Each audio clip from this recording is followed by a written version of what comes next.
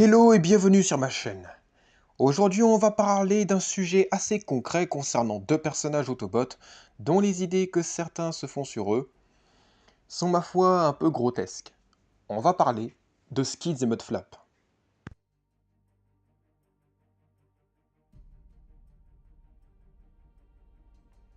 J'ai découvert que ces deux Autobots étaient considérés comme de purs clichés racistes envers les Noirs africains en rapport avec leurs caractéristiques.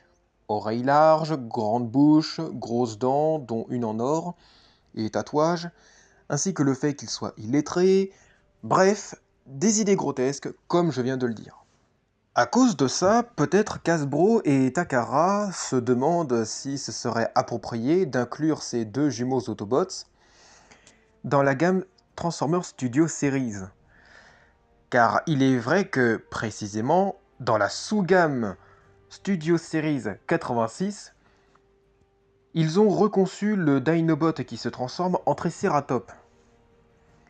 Ils lui ont finalement donné le même nom que dans Age of Extinction, à savoir Slug au lieu de Slag, son nom original, qui peut d'ailleurs se traduire par un gros mot.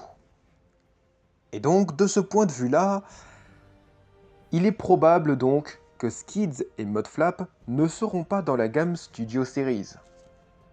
Et d'un autre côté, leur présence en figurine dans la gamme me semble obligatoire, car n'oublions pas qu'ils font partie des personnages principaux partant à la quête de la matrice du commandement dans Revenge of the Fallen, avec Sam, Bumblebee, Michaela, Simons, Léo et Willy. De plus, parmi les figurines géantes de third party, et même parmi les Constructicons formant Devil Savior, à savoir Devastator, le dernier venu était Landship, alias Scrapper, qui était accompagné de Skids et Mudflap. Et chez Unique Toys, dernièrement, nous avions droit à Skids et Mudflap sans aucun scrupule. De toute façon, Michael Bay a toujours nié l'idée que ces personnages-là seraient des clichés racistes, et le doubleur qui a doublé Mudflap, qui est justement une personne noire, ne s'est même pas senti offensé.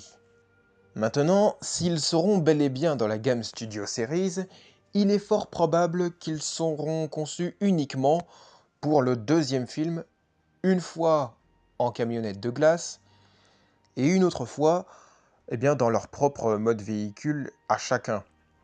Beat Chevrolet verte pour Skids et Trax Chevrolet orange pour Mudflap. Ils ont failli être de retour dans Dark of the Moon, mais ils ont été supprimés à cause de tout ce tralala.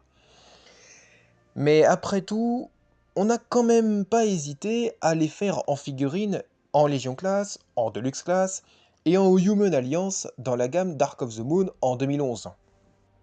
En conclusion, moi je pense qu'il n'y a aucune crainte d'inclure Skids et Mudflap dans la gamme Studio Series.